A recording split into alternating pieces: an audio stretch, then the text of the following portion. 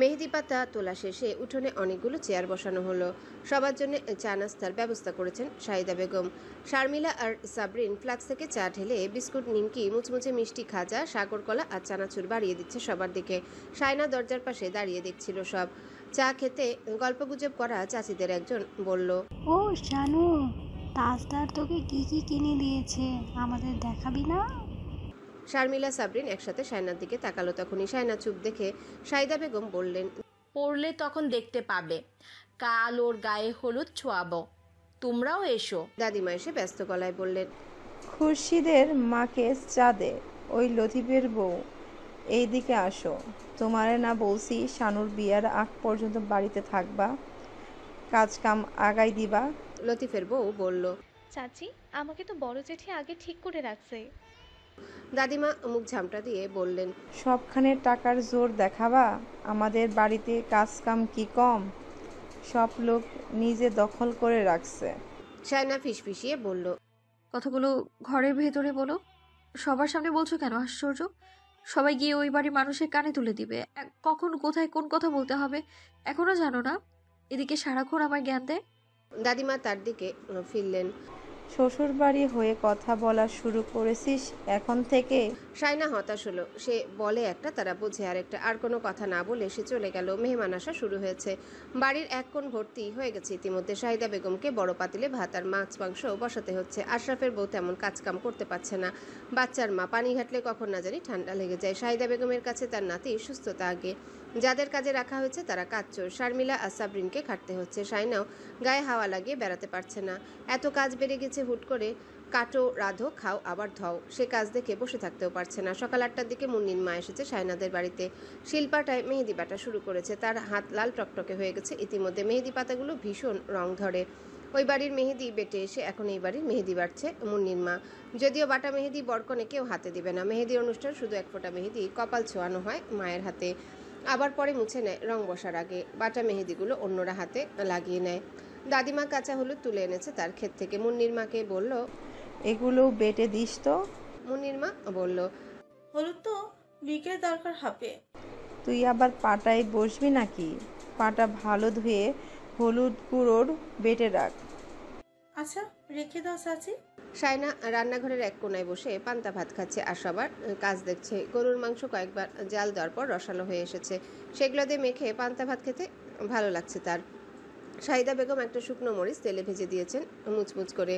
শায়না ওটা লবণ দিয়ে ভাতে মেখে নিয়েছে। এত এত তেলে ভাজা নাস্তা আর মিষ্টান্ন দেখে হঠাৎ করে তার পান্তা খেতে ইচ্ছা করছিল। অন্য খাবার মুখে উঠছে না, একদম খেতে ইচ্ছা করছে না। মুন্নির মা তাকে পান্তা ভাত খেতে দেখে বলল, ও মা, বউ মানুষ পান্তা ভাত খায় কেন সকাল সকাল? শাহিদা বেগম তাকে ইশারায় চুপ থাকতে বলল, যা ইচ্ছে করুক ওই মেয়ে, উদ্ভট উদ্ভট কাজ করে যাচ্ছে কালকে থেকে। শায়না পানিতে ডুবে থাকা ভাতগুলো আঙ্গুল দ্বারা টেনে নিয়ে মুখে তুলল। তারপর বাসনে থাকা পান্তা ভাতের পানিগুলো সুরুত সুরুত করে শব্দ করে খেতে খেতে বাইরে বেরিয়ে এলো। শেষ পাতে থাকা কিছু ভাত কাকদের উদ্দেশ্যে ছিটিয়ে দিয়ে বাসনটা নিয়ে সোজা পুকুর ঘাটে নেমে এলো সে। সাবানদানি সেখানে রাখা ছিল। সাবান দিয়ে বাসন আর হাত ধুয়ে নিল। ভেজা হাত দিয়ে ঠোঁট মুছে নিতেই দেখলো ওই বাড়ির পাকা সিঁড়ির ঘাটের উপরে রঙিন টিনের ছাউনির নিচে আড্ডা ও বিশ্রামের জন্য যে আরামঘাট বাঁধা, তার গায়ে হেলান দিয়ে কেউ একজন বসে আছে। আরামঘাটে পিঠ এলিয়ে বসে এক হাতে পেছনে ঠেস দিয়ে রেখেছে ঘাটের পাথুরে গায়ে। শায়না শুধু ঘাড়, মাথা আর ওই হাতটা দেখতে পাচ্ছে, যেটা ঘাটের পাথুরে গায়ে ঠেস দিয়ে রাখা। মাথায় গোবরের মতো কিছু একটা লেপে দেওয়া। দাদিমা বড় সাইজের একটা বোল নিয়ে পুকুর ঘাট বেয়ে নামছে। শায়না তা দেখে ছুটে গেল। ঝাড়ি মেরে বলল, আছাড় খেলে তোমার কোমর আস্ত থাকবে? পেছন পেছন শাহিদা বেগম বেরিয়ে এলেন। বিরক্ত হয়ে বললেন, তোর দাদি ইচ্ছে করে করতেছে এইসব। আমাকে কাজ করে দিতে গিয়ে কাজ বাড়াবে আরো। কথা শুনে না আমার। দাদিমা কোমরে হাত রেখে দাঁড়ালেন, বললেন, তোমার কাজ বেশি তাই একটু। শায়না শাহিদা বেগমকে বলল, আমি ধুয়ে দিচ্ছি। শাহিদা বেগম হঠাৎ ওই ঘাটের দিকে তাকালো। মিনমিন করে জিজ্ঞাসা করলো, আম্মা দেখেন তো, ওটা জামাই না? দাদিমা চোখ সরু করে তাকালেন, বললেন, সেটাই তো মনে হচ্ছে। শাহিদা বেগম ছটফটিয়ে উঠে শায়নাকে বলল, তুই উঠে যা, আমাকে দে, আমি ধুয়ে নেই। জামাই বসে আছে দেখলাম। তাতে কি? জামাই বাগনা ভালো, তাকে কাজ করতে দেখলে কাঁদতে বসতে হবে? যত সব উদ্ভট কথাবার্তা তাদের। শায়না মাকে কিছু বলতে যাচ্ছিল, তখনই দাদিমা ডেকে উঠলেন, লন্ডনওয়ালা নাকি? তাজদার সিদ্দিকী ধীরে ধীরে ঘাড় ফিরিয়ে তাকালো। দাদিমা হেসে ফেলে বললেন, নাচ জামাই দেখি মাথায় মেহেদি দিয়ে বসে আছে। তাজদার দাদিমাকে কি জবাব দিল কে জানে। সায়না বাসন কোসন টুংটাং শব্দ করে ধুয়ে দ্রুত চলে এলো ঘরে। ইচ্ছে করে কিছু শুনলো না। দাদিমা তার পেছন পেছন ঘরে এসে বলল, মুন্নির মা কপালে ছোঁয়ার জন্য এক ফোঁটা রেখে দিয়ে বাকি সব মেহেদি ওর মাথায় লাগিয়ে দাও। বউ জামাই দুজনেই মাথা খুব গরম হয়ে আছে, মেহেদি দিয়ে ঠান্ডা হোক। সায়না বলল, আমার মাথা যথেষ্ট ঠান্ডা আছে, তুমি দাও। দেখতেই পাচ্ছি কত ঠান্ডা আছে। সায়না বলল, আমি মাথায় মেহেদি দেবো না, দেখে মনে হয় মেহেদি না গোবর দিয়ে রেখেছি। দাদিমা তাকে চেপে ধরে পিড়িতে বসিয়ে মাথার তালুর উপর ঠাস করে এক মুঠো মেহেদি লাগিয়ে দিল। যদিও সায়নার ইচ্ছা ছিল না, কিন্তু আশ্চর্যজনকভাবে মাথায় এত শান্তি লাগলো, মাথায় তা বলার বাইরে। সে আর কোনো তর্ক করলো না, চুপ করে বসে রইল। মেহেদি লাগানোর সময় কপাল গালে লেগে গিয়েছে। শাহিদা বেগম বললেন, তাড়াতাড়ি ধুয়ে নে। সায়না পুকুর পাড়ে ছুটলো। ঘাটে নেমে এসে কপালার গাল থেকে মেহেদি ধুয়ে ফেলতে আবারও পুকুর পাড় জুড়ে হাঁটতে থাকা গোবরালার দেখা। তাজদার টিস্যু দিয়ে কান মুছতে মুছতে হঠাৎ এদিকে তাকালো। সম্ভবত মেহেদির রস গড়িয়ে কান বেয়ে পড়ছে বলে সে ঘন ঘন কান মুছছে রং না বসার জন্যে। বাড়ির বারান্দার ছাদ যেখানে যেখানে রোদের দেখা মিলে সব ভরে আছে মেহমানে। তাই বাড়ির পেছনে চলে এসেছে সে। দাদিমা এসে তাকে শুনিয়ে শুনিয়ে বলল, মিয়া বিবির মাথা গরম, কইতে লাগে সরম। গরম মাথার মিয়া বিবির দিল খুবই নরম। তাজদার সিদ্দিকী হয়তো হাসছিল শ্লোকটা শুনে। সায়না তাকায়নি, তাই দেখতে পায়নি। গায়ে হলুদটা একদম গ্রাম্য স্টাইলে করবে এরূপ পরিকল্পনা করেছে তারা। কোনো আধুনিকতার ছোঁয়া থাকবে না। উঠোনে করার কথা ছিল, কিন্তু ইভেন্ট ম্যানেজমেন্টের লোকজন এসে কাজ শুরু করে দেওয়া সম্ভব হয়নি। তাজদার বলেছে ওদের কাজ ওদের করতে দিতে, তারা চাইলে ছাদে আয়োজন করতে পারে। কিন্তু সায়না বেঁকে বসলো। সে বলে দিল ওই বাড়ির ছাদে গায়ে হলুদ করবে না সে।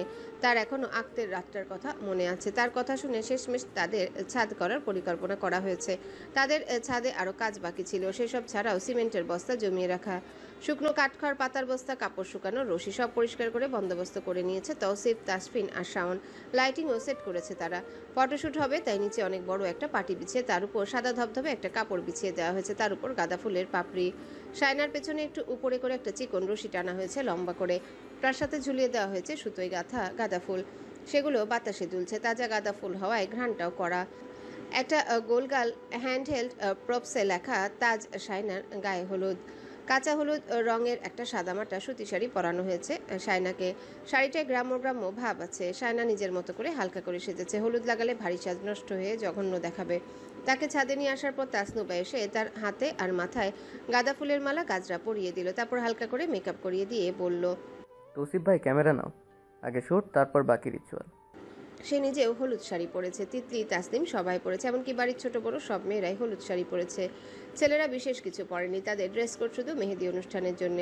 গোটা বাড়ির ছেলে মেয়েরা এসে জটলা পাকিয়েছে ছাদে। চারিপাশে হইচই, কোলাহল, বাচ্চাদের ছোটাছুটি। তন্মধ্যে তৌসিফ, শাওন আর তাজদার সিদ্দিকীর পরিচিত প্রফেশনাল ফটোগ্রাফাররা ছবি তুলছে। সবাই হাতে অল্প অল্প করে হলুদ নিয়ে সায়নার গালে কপালে ছোঁয়ালো। তাদের সবার হলুদ মাখা হাত সায়না চারিপাশে ঘিরে রেখে অনেক ছবি তোলা হলো। গান বাজছে। সায়না এতক্ষণ চুপচাপ বসেছিল। কে যেন তাজদারের নাম নিল। সাথে সাথে সায়না শাওনকে বলল, হয়েছে, যেতে দাও এবার আমায়, আমার গাল চুলকাচ্ছে, হলুদ লাগে। শাওন বলল, চুপ করে বসে থাক, তাজ ভাই আসবে। তাজদার তাদের বাড়ির ছাদ থেকে দাঁড়িয়ে সমস্তটা দেখছিল। সায়নাদের দোতলা বাড়ির ছাদে সমস্তটা দেখা যায় তাদের ছাদ থেকে। বড়রাও এসে একে একে সায়নাকে হলুদ ছোঁয়ালো। রসনারা এসে দেখে গেলেন। সায়নাকে দেখে মনে হচ্ছে 90 দশকের কোনো বধূ যে গাঁদা ফুল দিয়ে সেজে বসে আছে মন খারাপ করে। রসনারা তার গালে একটু হলুদ ছোঁয়ালো। গান বাজছে। শেষমেশ বরের আগমন হতে ছাদ জুড়ে দাঁড়িয়ে থাকা সবাই হৈহুল্লোড় করে উঠল। তাজদার সিদ্দিকীর গায়ে বটল গ্রিন কালার পাঞ্জাবি। সে পা রাখা মাত্রই গানের সুর পাল্টে গিয়ে হঠাৎ গোটা ছাদ কেঁপে উঠল। উদ্ভট গানের সুর কানে এলো সায়নার। এত বিশ্রী সুর, সায়নার এত রাগ লাগলো। তাজদারও কপাল কুঁচকে ফেলেছে। এইসব কেমন গান? তৌসিফ আর শাওন সবাই আরও দাঁত খেলিয়ে হাসছে। গানের তালে তালে মাথা দোলাচ্ছে। এই গানটা বন্ধ। সবাই চমকে গেল। বরকনে একসাথে চেঁচিয়ে উঠেছে। তাজদার সিদ্দিকী সায়নার দিকে তাকালো। সায়নাও তার দিকে তাকালো। তাড়াতাড়ি চোখ সরিয়ে নিল। তাজদার সিদ্দিকী সুর পাল্টে বলল, গানটা খারাপ না, ভলিউম বাড়িয়ে দে। ভলিউম বাড়িয়ে দেওয়া হলো। সায়না তাজ্জব বনে গেল। এই লোকটার নাম তাজদার না হয়ে গাদ্দার হওয়া উচিত ছিল। উল্টাপাল্টা গান বাজনা শুরু হলো। তারপর থেকে একটা গানও রুচিসম্মত না। সায়না চুপ করে বসে রইল। কয়েকটা ছবি তোলা শেষ হলে তাকে আর পায়কে। কাল থেকে তার উপর জুলুম শুরু হবে। মেকআপ করো, ছবি তোলো। তার ভালো লাগছে না এসব। এত ক্লাসি লোকজন এসব গান শোনে কিভাবে? এখন তাদের ক্লাস নষ্ট হয় না? তবে কিছুক্ষণ পর একটা গান সায়নার মন মতন হলো। আইলারে নয়াদামান। তিতলি, তাসনুবা বিরক্ত। তৌসিফ আর শাওন তাদের আরও খেপাচ্ছে। তাসনুবা চেঁচামেচিতে তৌসিফ গান পাল্টে দিল। এবার গান বেজে উঠল। বাগিচায় বুলবুলি তুই ফুল শাখাতে। আনিস আর আশরাফ গরু ছাগল কিনে ফিরে এসেছে। আনিস চা খেয়ে ছাদে এলো। তাজদারের সাথে কথা বলতে বলতে দুজনে ছাদের এক কোনায় গিয়ে দাঁড়ালো। সায়না সেদিকে তাকিয়ে আছে। দাদিমা ঠিক কথা বলছিল। তাজদার সিদ্দিকী যাদের গায়ে হাত তুলতে চেয়েছিল তুলেছে। তারা সবাই সব ভুলে তাজদার সিদ্দিকীর সাথে কথা বলছে, মিশছে। রাগ ক্ষোভ তারা রাখেনি। তাদের মনেই নিয়ে আগে কি হয়েছে শুধু সেই ঘৃণা করছে। সে মেনে নিতে পারছে না। নিজের মনকে সে নিজে প্রশ্ন করলো, কিন্তু বারংবার উত্তর এলো তুই ঠিক করছিস। তার জায়গায় অন্য মেয়ে থাকলে একই কাজ করতো। তার এঙ্গেজড স্ট্যাটাস স্ক্রিনশট নিয়ে একটা মেয়ে ওই স্প্যারোস গ্রুপে পোস্ট করেছে। বলেছে ওই আপুটা এঙ্গেজড স্ট্যাটাস দিয়েছে, অথচ সবাই কত নেকা কান্না কাচ্ছে তার দুঃখের কথা শুনে। নিচে কয়েকজন কমেন্ট করেছে এরা এক নম্বরে ছোট লোক, ছেলের পয়সা আছে দেখলে এরা 7 খুন মাফ করে দেয়। নেচে নেচে গলায় ঝুলিয়ে পড়ে। এদের মতো মেয়ের কারণে ছেলেরা অপমান করে পার পেয়ে যায়। এইসব মেয়েদের জন্য মেয়েরা সস্তা হয়ে যায় ছেলেদের কাছে। আরেকজন বলছে জুটি মন্দ হয়নি, ছোট লোকের কপালে আরেক ছোট লোক জুটেছে। সায়না জানে কথাটা ভুল বলেনি তারা। টাকা পয়সা কম হলে এই লোকটার কাছে তার বিয়ে দিত না তার পরিবার, বরং তাদের প্রস্তাব ফিরিয়ে দিয়ে তাদের দেখিয়ে দেখিয়ে আরও বড় পরিবারে বিয়ে দিত। কিন্তু তাজদার সিদ্দিকীর পয়সার প্রতিপত্তির কাছে তার পরিবার বিক্রি হয়ে গেছে। তার পরিবারের সচ্ছলতা ফিরে এসেছে, অভাব দূর হয়েছে, কিন্তু ওই বাড়ির মানুষের উপর কথা বলার সাহস তারা জোগাড় করতে পারেনি এখনও। অথচ তাজদার সিদ্দিকীকে ফিরিয়ে দিতে পারলে সেটাই হতো সবচেয়ে বড় জবাব। তার হাতে যদি এসব থাকতো তাহলে সেই মোক্ষম জবাবটাই দিত। পরে কি হবে তার কথা চিন্তা করতো না। সে এখন ভালো মানুষ হয়ে গেছে বললেও সায়না তাকে ক্ষমা করবে না। তার পরিবারকে তো নয়, সবার চোখে তাজদার সিদ্দিকী নায়ক হতেই পারে, কিন্তু ওই লোকটার দিকে তাকালে তার সব অপমান অপদস্থ হওয়ার কথা মনে পড়ে। তখন চোখের সামনে সে একজন ভয়ঙ্কর ঘৃণিত লোককে দেখতে পায়। ভাত খেতে বসে সে একবার অপমানের চোটে কেঁদে ফেলেছিল। অজু করতে বসে তার চোখের পানি টপ টপ করে পড়ছিল অজুর পানির উপর। সে কি করে ভুলবে ওই দিনগুলো? তাজদার সিদ্দিকী এত সহজ মানুষ নয়। পারিবারিক দাঙ্গায় সে মুরব্বীদের কথা বলতেও দিত না।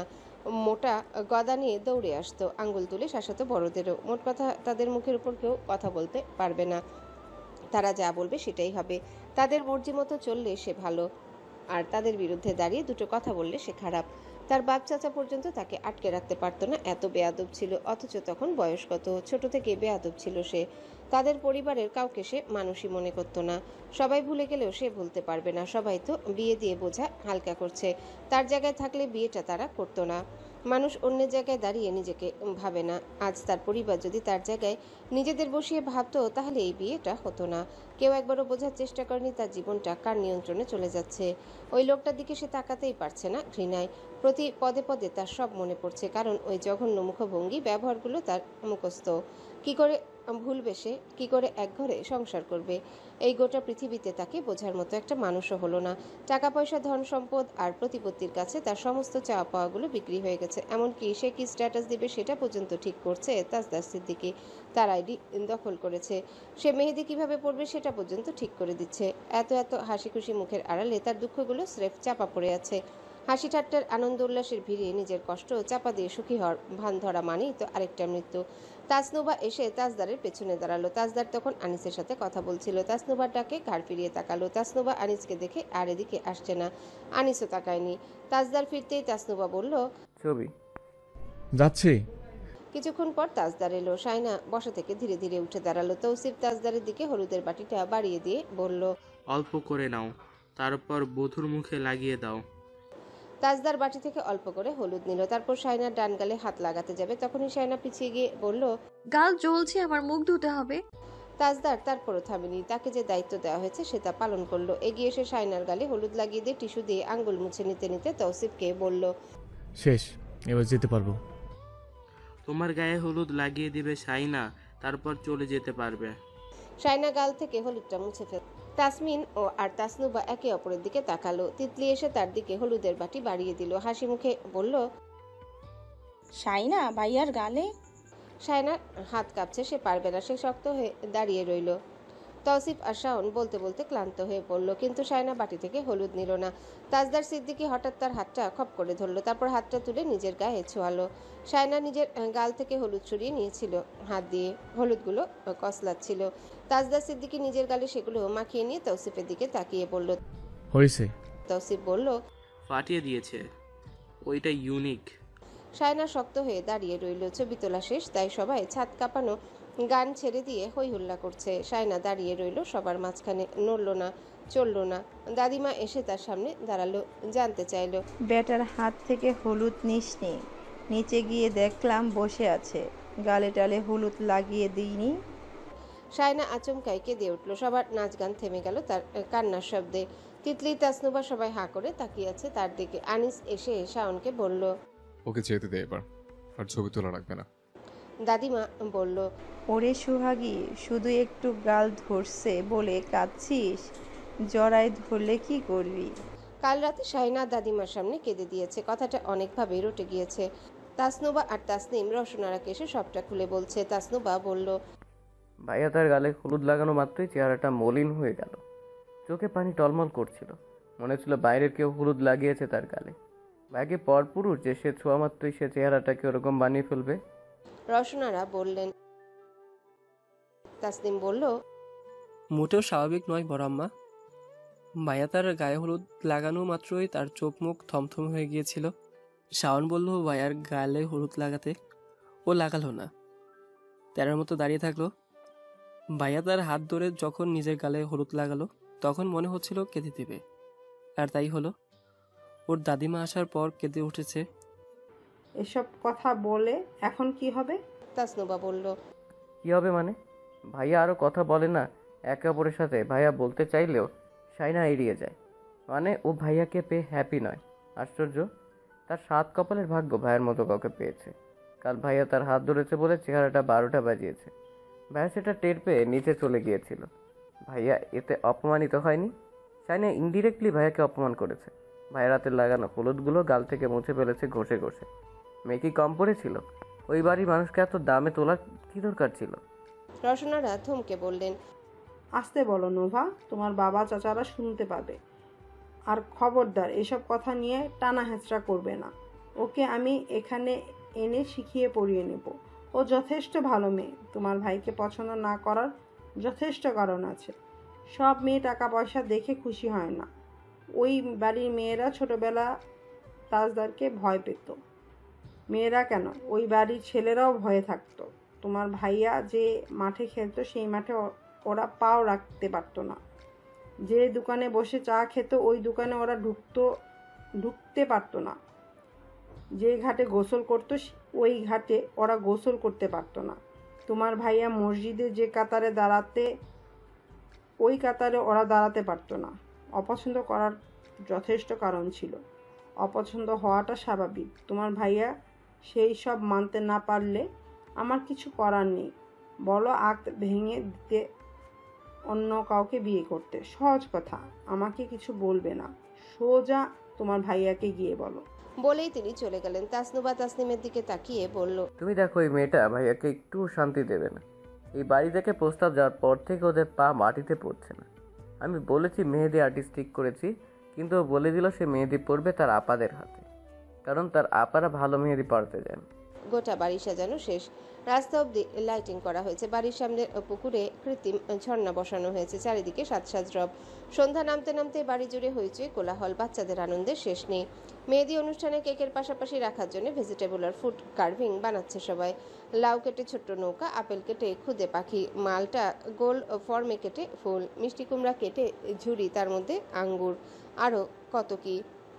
সবগুলো বানাচ্ছে তাজদারের মামাতো খালাতো ভাই বোনেরা। যেহেতু একটাই স্টেজ, তাই দুই বাড়ির কাজিনরা যোগ দিয়েছে। কাজগুলো হচ্ছে তিতলির ঘরে। শায়নাদের বাড়ির পাশে বাগানের মধ্যে ইটের চুলা বসানো হয়েছে, সেখানে 3টি বিরিয়ানির ডেকচি পাকানো হচ্ছে বাবুর্চির দ্বারা। শায়না বাবা 2টো গরু কিনেছে, একটা গরুর মাংসের অর্ধেক দিয়ে বিরিয়ানি পাকানো হচ্ছে মেহেদি অনুষ্ঠানের জন্য। তিনি মাংস দিয়েছেন, চাল মশলার বাবুর্চির খরচ তাজউদ্দিন সিদ্দিকী দিয়েছেন। 7:30টার দিকে ডেকচিতে বিরিয়ানি পাকানো শেষ। 8টা বাজতে খাওয়া দাওয়া শুরু হলো। সাথে নলার ঝোল আর ডিম দেওয়া হয়েছে। যদিও বিরিয়ানিতে অনেক মাংস দেওয়া হয়েছে, শাইনার ফুপুদের মতে এত মাংস দেওয়া ঠিক হয়নি।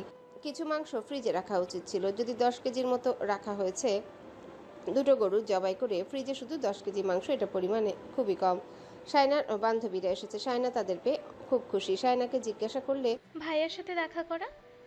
শাইনা বলল, আশেপাশে আছে, দেখতে পাবি, খাবি চল। সবাইকে খেতে বসিয়ে দিল সে। সেই টেবিলে তার খালাম্মার ফুপুরাও বসলো। সবাই সাজগোজ করতে যাবে খেয়ে দে।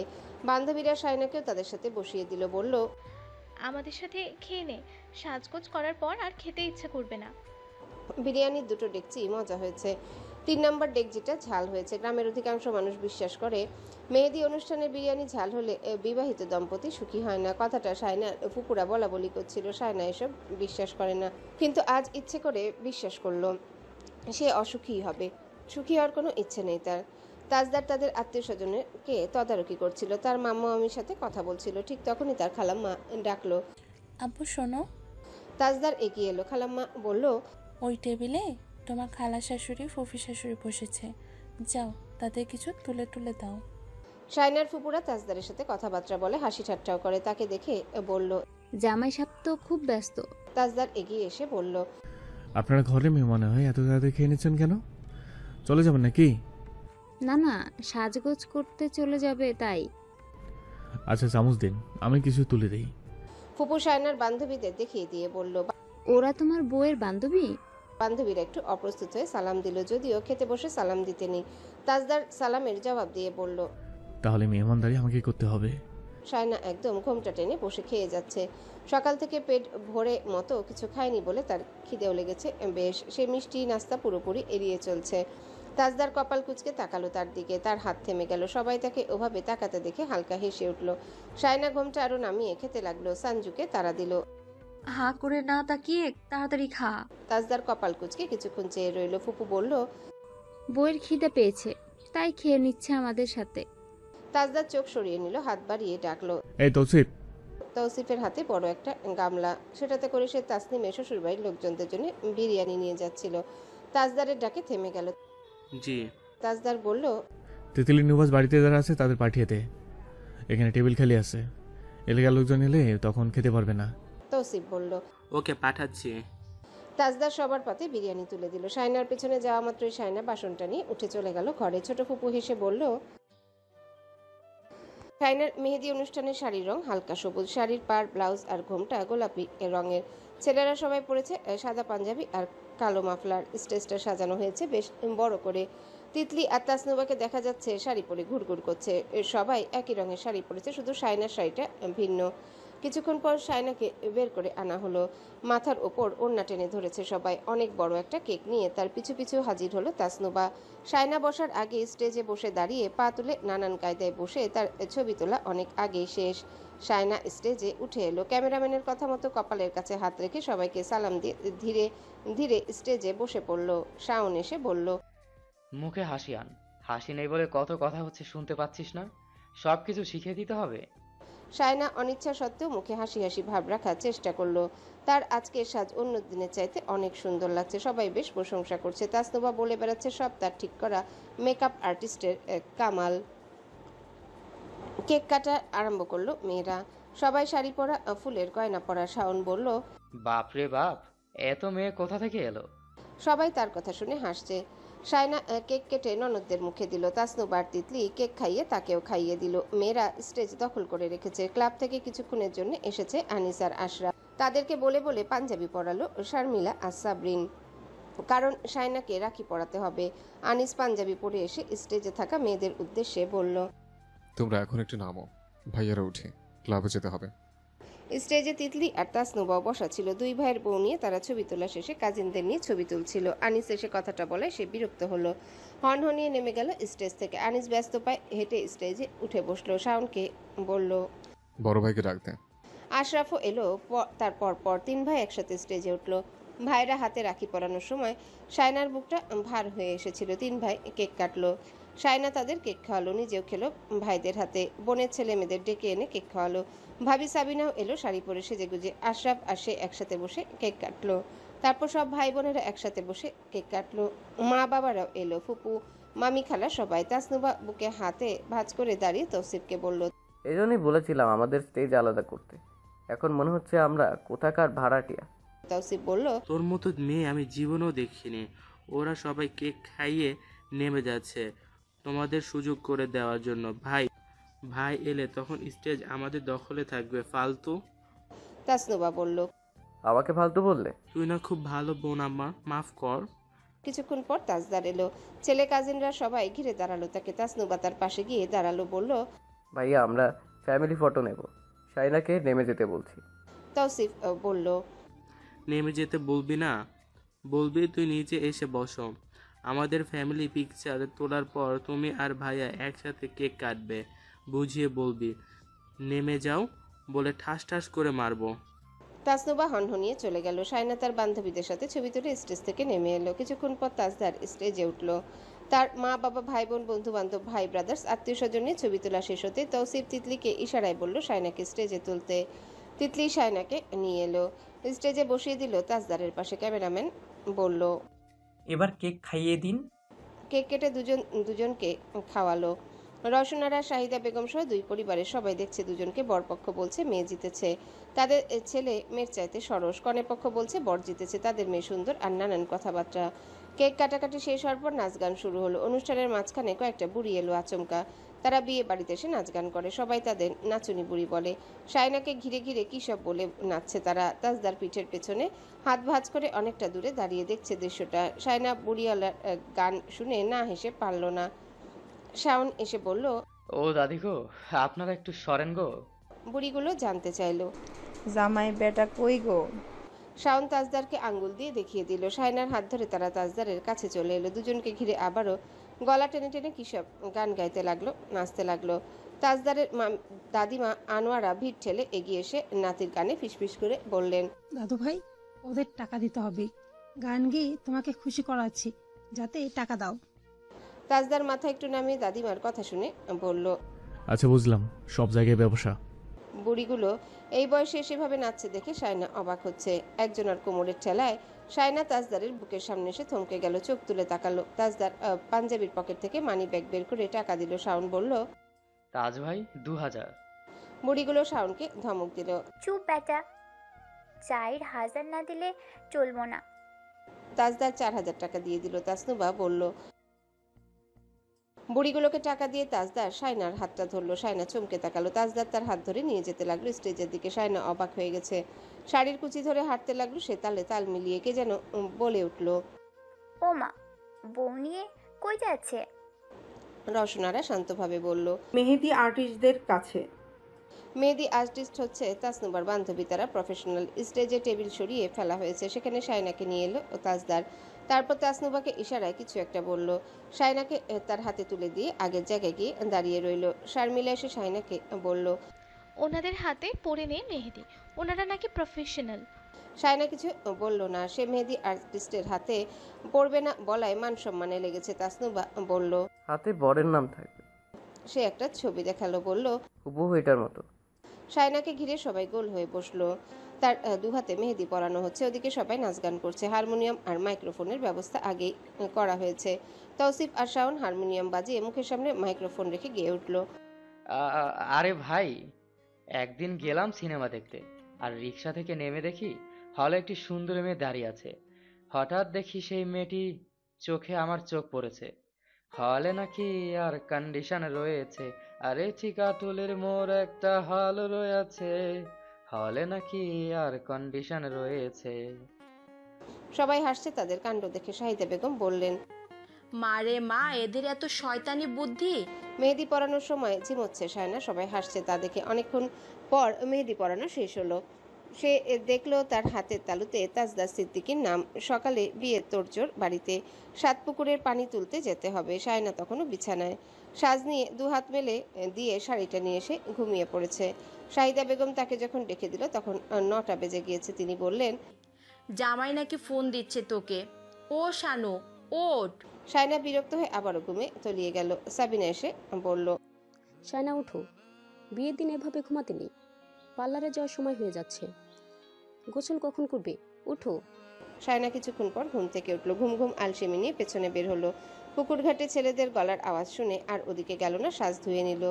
নারিকেল গাছের নিচে মোরানি বসলো, চুলের জট ছাড়াতে লাগলো চাচাতো বোনকে দিয়ে।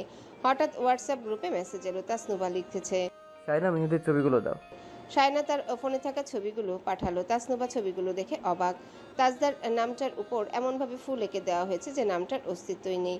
ছবিগুলো পাঠিয়ে সায়না চুপচাপ বসে রইল। ছবিগুলো সবাই সিন করেছে, হয়তো তাজদার সিদ্দিকীও। তাসনুবা বলল, আজব, নামটা কোথায় সায়না? সায়না চুপ। তাসনুবা আরও টাইপিং করছিল। তৌসিফ একটা হাতের ইমোজি দিয়ে থামার নির্দেশ দিল। লিখে পাঠালো, যদি কাগজে লেখো নাম কাগজ ছিঁড়ে যাবে, পাথরে লেখো নাম পাথর ক্ষয়ে যাবে, হাতে লেখো নাম মেহেদি মুছে যাবে, হৃদয়ে লেখো নাম সে নাম রয়ে যাবে। তিতলি বলল, কবি যখন বলেছেন তখন সত্যিই হবে। এবার ভাবি যা ভালো মনে করেন। সবাই তার মেসেজটাকে হা হা রিয়াক্ট দিল। দাদিমা এসে বলল, হ্যালো বন্ধুরা, পরবর্তী পার্ট খুব তাড়াতাড়ি আসবে, তো সবাই অপেক্ষায় থাকো। আর চ্যানেলটি যারা এখনো সাবস্ক্রাইব করনি তারা পরবর্তী পার্ট দেখার জন্য চ্যানেলটি সাবস্ক্রাইব করে রেখো। ধন্যবাদ সবাইকে, আমাদের সাথেই থেকো।